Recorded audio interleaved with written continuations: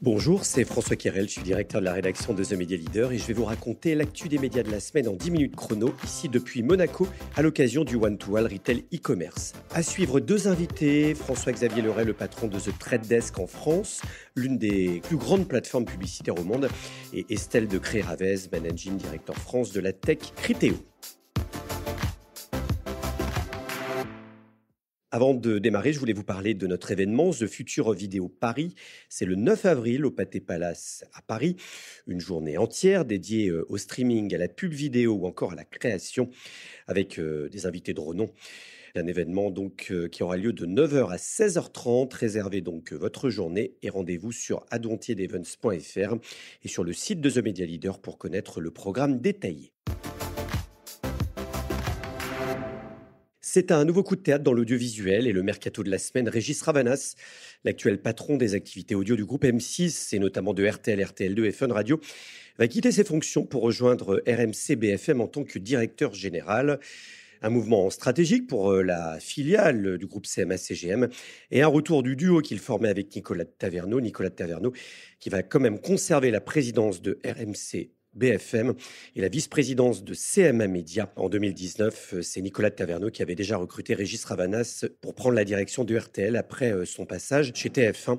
Régis Ravanas aura du pain sur la planche puisque BFM TV subit la pression de CNews côté audience et notamment à partir de juin avec le regroupement des chaînes info qui va encore redistribuer les cartes. L'année 2024 a été une année record pour le marché publicitaire. C'est ce que confirme le baromètre unifié du marché publicitaire, le BUMP, révélé cette semaine. Le journal du Net revient en détail sur ces chiffres. Une année exceptionnelle, plus 7,7% l'an passé, porté notamment par les Jeux Olympiques de Paris 2024. C'est évidemment le digital qui explose, plus 14%, notamment l'audio digital et la vidéo. La télé progresse de 4,2%, mais l'embellie ne devrait pas durer, rappelle le journal du Net, puisqu'en 2025, les prévisions sont beaucoup plus prudentes. Le BUMP table notamment sur une croissance quasi nulle de 0,5%. Seul le digital devrait tirer son épingle du jeu. TikTok renforce le contrôle parental en pleine tourmente politique. Les Échos reviennent sur l'information révélée cette semaine par la plateforme, avec de nouvelles fonctionnalités pour encadrer son usage par les adolescents. Les parents pourront désormais définir les plages horaires bloquées ou encore accéder à la liste des abonnés et des comptes bloqués de leurs enfants, ou encore un nouveau mode méditation qui s'affichera après 22 heures. YouTube muscle sa version sans abonnement avec le lancement de YouTube Premium Lite à 7,99 € par mois qui permet de supprimer la majorité des publicités sur ses vidéos. Un lancement prévu aux États-Unis, en Allemagne et en Australie avant peut-être une arrivée en France. C'est ce que nous rappellent les numériques. Qui pour succéder à Delphine Ernotte à France Télévisions? La bataille pour la présidence du groupe public est lancée. L'Arcom a présenté cette semaine procédure qui permettra de nommer un nouveau ou une nouvelle présidente. Delphine Ernotte voit son mandat s'achever en août. Libération rappelle que les dossiers sont à déposer avant le 15 avril. On devrait avoir une réponse notamment au mois de mai ou au mois de juin. La chaîne BFM Paris-Île-de-France ferme ses portes en ce 14 mars. Ça avait été annoncé l'an passé. Le nouveau propriétaire CMA-CGM n'a pas trouvé la rentabilité pour cette chaîne locale. La direction assure que les 21 salariés seront reclassés chez RMC et BFM. Mais le CSE de l'entreprise conteste cette version et vient de saisir la justice. Une information révélée cette semaine par le magazine Challenge. Nous sommes donc depuis Monaco pour le One-to-One Retail e-commerce avec mon premier invité, François-Xavier Leray, le patron de The Trade Desk en France, qui revient sur l'importance de la data transactionnelle dans le retail média et comment elle permet aux annonceurs d'optimiser leur campagne publicitaire dans un secteur où beaucoup dénoncent la fragmentation. On l'écoute. On est convaincu que la data transactionnelle qu'on va pouvoir mettre à disposition dans notre plateforme va venir enrichir encore plus notre solution, proposer à nos annonceurs d'être plus précis, D'une certaine façon, notre vision du retail média, c'est une vision off-site où on assure finalement la rencontre du meilleur de deux mondes. D'un côté, la data transactionnelle extrêmement précise que peuvent proposer les retailers et de l'autre, évidemment, la qualité du média et des partenariats médias qu'on a pu nouer depuis maintenant un certain nombre d'années via notre DSP.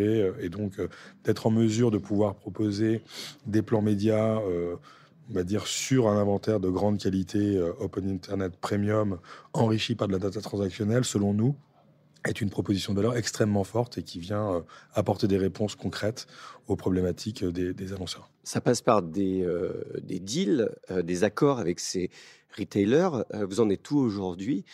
Alors aux États-Unis, historiquement, on a un partenariat très très fort avec une quinzaine de retailers, dont le plus iconique qui est celui qu'on avait monté il y a maintenant quelques années avec Walmart, où on a au-delà simplement monté un accord, développé une plateforme technologique pour venir assurer le déploiement de Walmart Connect.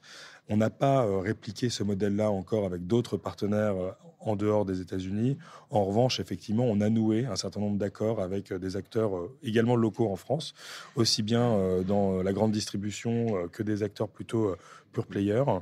Et l'idée étant de pouvoir les intégrer soit dans notre marketplace data et donc de donner l'accès à cette data extrêmement riche, extrêmement précieuse à nos clients, soit en venant les soutenir en tant que plateforme DSP et en leur donnant les moyens de pouvoir activer cette data-là, eux, en interne, par le biais de notre DSP en tant que preferred DSP. Aujourd'hui, la fragmentation, notamment de la pub digitale, elle est quand même extrêmement importante et peut entraîner des freins, notamment dans son développement, notamment en matière de productivité et de coûts pour les annonceurs. Comment vous réconciliez justement tout ça pour éviter cette fragmentation ? Alors nous, justement, ça fait maintenant un bon nombre d'années qu'on a adressé ce point. En 2017, on a racheté une entreprise qui s'appelait AdBrain, qui a été un peu les fondations de ce qu'on appelle aujourd'hui notre graphe. Ce graphe, il a aujourd'hui plus de 40 millions de profils pour le marché français, ce qui nous donne presque 80% de couverture. Et il nous donne la possibilité de pouvoir réconcilier l'ensemble de ces points de contact digitaux qu'on peut avoir à travers les différents canaux et de redéfinir cette media journey. Donc en parlant d'enjeux aussi économiques pour les annonceurs, dans une logique de performance ou de productivité média, le fait de pouvoir activer ce graphe et de pouvoir contrôler sa répétition, mais également d'être en mesure de pouvoir orchestrer sa prise de parole sur l'ensemble des canaux digitaux en l'enrichissant avec de la data pour adresser ses audiences, ça devient effectivement un asset stratégique pour nous. L'année 2024 a été la renaissance pour la tech française Criteo qui sort de sa dépendance aux cookies tiers en mettant notamment le paquet sur le retail média. Dernière victoire pour la pépite qui vient de changer de CEO, la signature de l'un des premiers retailers français, Coopérative U, qui va lancer sa régie retail média. On écoute Estelle de Cré-Ravez, Managing Director France de Criteo, ici depuis Monaco. Je crois qu'on a fait une réponse qui était vraiment sur mesure pour Coopérative U. On les a convaincus en leur montrant qu'on était certes une entreprise avec une empreinte globale, mais qu'on était très local, qu'on était une boîte française, qu'on avait nos équipes R&D, nos équipes d'IA qui sont à Paris. Et on leur a montré aussi qu'on avait une solution modulaire qui pouvait parfaitement répondre à leurs besoins. Et surtout, on va les accompagner au fur et à mesure de leur expertise, de leur montée en gamme sur le sujet. Parce qu'au début, donc, on fournit la technologie et on va aussi vendre la solution, l'offre Coopérative U. Et au fur et à mesure, Coopérative U, eux, leur ambition, c'est de créer leur propre régie. Donc, on va les accompagner dans cette montée en expertise sur le sujet. Ça va être quoi la roadmap là ? Donc là, on est en train de faire le déploiement. L'idée, c'est de lancer en fin Q2. Donc d'abord avec les sponsors product, ensuite le display. Et donc on aura une équipe qui commence déjà à faire des rendez-vous pour vendre Coopérative U. L'intelligence artificielle, on voit que c'est vraiment au cœur de tout. C'est plus un buzzword du tout, parce que ça transforme vraiment le retail et plus spécifiquement le commerce média. On est ici à Monaco. Qu'est-ce que tu retiens dans ce que peut apporter l'IA dans ce grand univers du retail et notamment de la monétisation du retail? Alors, l'IA, ça transforme tous les signaux commerciaux en action. C'est-à-dire que grâce à l'IA, on est capable de plus s'adresser à une audience figée, mais de vraiment mettre le bon message au bon moment à la bonne personne. Donc c'est vraiment ça, c'est vraiment du temps réel l'IA. Et donc ça permet une hyper-personnalisation, une stratégie d'enchère optimisée et vraiment un ciblage très précis. Donc ça, c'est tout ce qui est optimisation, activation. Et de plus en plus, on va aller aussi vers la créativité. Nous, on s'intéresse beaucoup à tout ce qui est format, création. Et donc, on voit que l'IA va aussi nous permettre d'amplifier cette partie-là. Par exemple, en transformant des images en vidéo, en changeant les fonds des photos pour l'adapter. Par exemple, si on prend une voiture, si c'est une cible CSP+, ou une cible éprise d'outdoor, et ben là, on pourra changer le fond. On pourra aussi adapter les formats, c'est-à-dire on pourra la même création publicitaire, on pourra la mettre sur plein de formats différents grâce à l'IA. Donc c'est vraiment une amplification et une simplification. C'est quoi les buzzwords de 2025 ? Moi j'entends omnicanalité, parcours d'achat. Qu'est-ce que tu retiens ? Alors parcours d'achat définitivement, parce qu'on se rend compte que le parcours d'achat avant, c'était hyper linéaire et c'était un peu facile.